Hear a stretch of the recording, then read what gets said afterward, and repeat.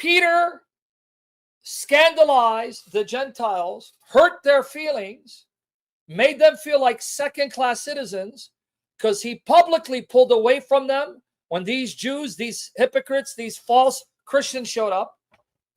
Because according to Jewish tradition, Jews cannot sit and mix with Gentiles because Gentiles are ritually unclean because they can eat anything and everything, but the Jews cannot. So what did Paul do? My hero in the faith. Why do you think I always talk about Paul? Of all the apostles, I love him the most. And I pray the Spirit fills me like Paul to be a man of integrity and make it all about Jesus and never bring attention to myself. Look at Paul's love for Jesus and the Gentiles. Why? Because he was committed the care of the Gentiles. He was their shepherd.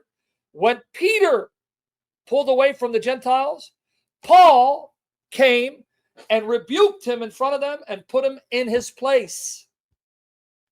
Paul's love for Jesus and the church was greater than his love for Peter and the clique. You see that?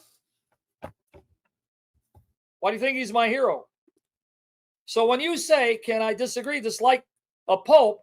Well, if you're Catholic, you believe Peter is the first pope, if you're Catholic. Paul is rebuking the first pope and condemning the first pope for being a hypocrite publicly. But Peter, being a true servant of the Lord, filled with the Spirit, accepted that correction and humbled himself and didn't double down and oppose Paul. He knew Paul was right. Why do you think God's Spirit had Paul to write this down, Catholics? God sees what we don't see, so that 2,000 years later, if you see Pope scandalizing you, the Lord says, nothing new under the sun. It's always been this way from the very beginning. Even the best of saints can commit the most heinous of sins. Yep. Barnabas, his own partner, got sucked into it and pulled away. Here. Why did he oppose him and condemn him? For prior to the coming of certain men from James, he used to eat with the Gentiles, see?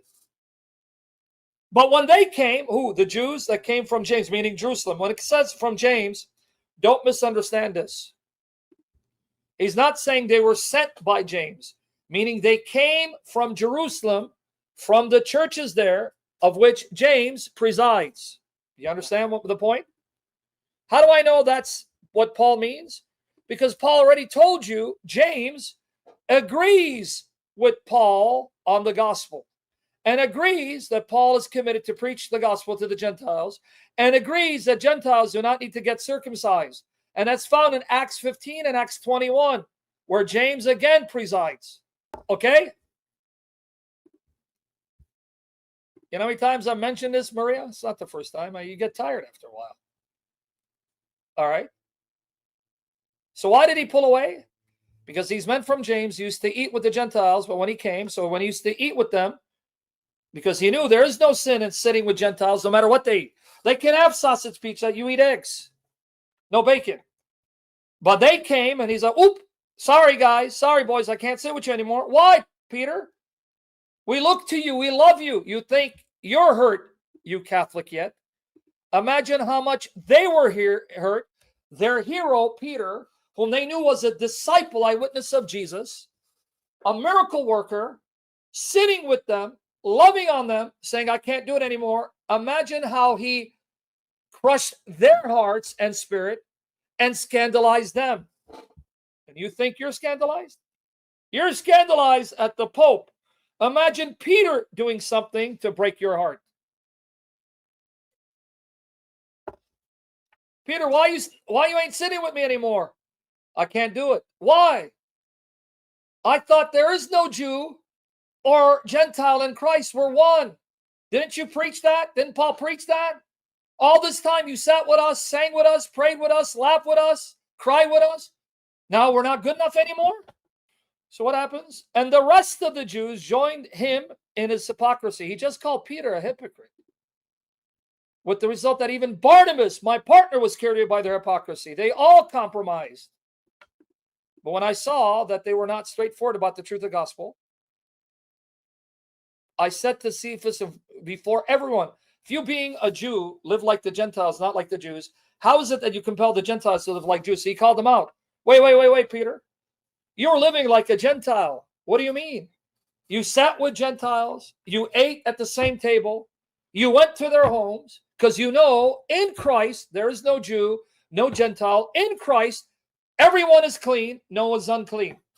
When they're baptized into Christ, they're washed in the blood of the Lamb. They are one. You know this. How does Peter know this? Because he had a vision in Acts 10. The Lord told him that. And think I have to go to Acts 10. You guys want me to go into Acts 10 as well? Yeah. That means if you're okay, we're going to do a 5-hour session. If you're up for it. Friday night, it's raining cats and dogs. But not my cat. All right. You see the point? And yet, when these Jews came, I'm going to have to sit on the couch now. Pray my neighbors. Lord, bless my neighbors with sound sleep so I don't be a nuisance to them. You know. So what does he say to Peter?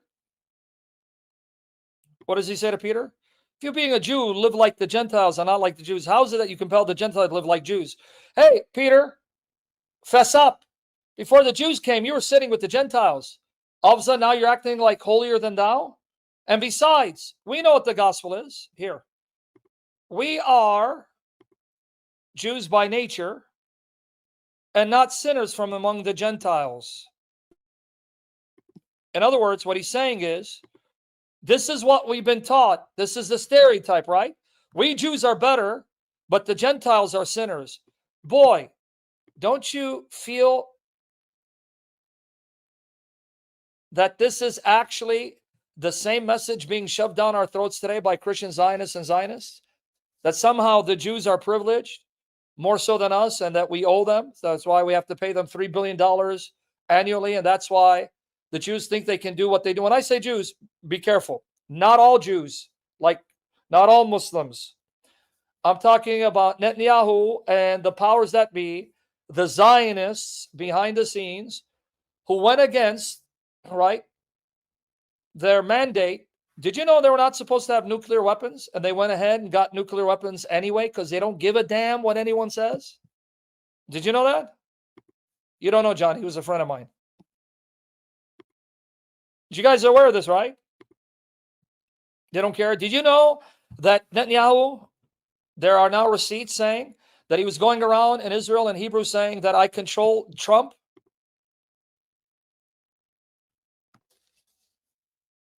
But you understand there's nothing new under the sun? Did you catch it here?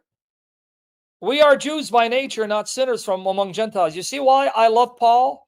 Paul is my hero.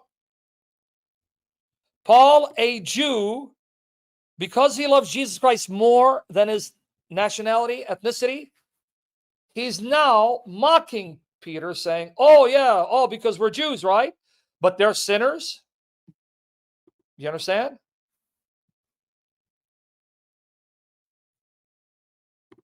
No, the documents came out. They say that what happened to JFK was an Israeli hit. Yeah, it's out there. You can't, I mean, even though they're trying to, redact the documents. But yeah, now they know it wasn't Harvey Oswald. All a cover-up. Speak about it and you'll be called anti-Semitic. Oh yeah, we're scared. Not Francisco. No, I'm not, brother. I just went walking to see how fat my belly got. But now let's finish this, you Catholic yet. Nevertheless, knowing that a man is not justified by the works of the law. You know that, Peter. You know that Jesus didn't say that you got to continue to keep the works of the law of Moses, but that our justification comes through being faithful, believing in, trusting in Jesus Christ, right? It is Jesus's faithfulness that has saved us. Him being faithful to carry out God's will and redeeming us, and our putting on trust in him and doing what he tells us to do, so that we may be justified by faith in Christ and not by works of the law, since by the works of the law no flesh shall be justified. All right. Now you Catholic, you yet, and everyone else, did you see the point?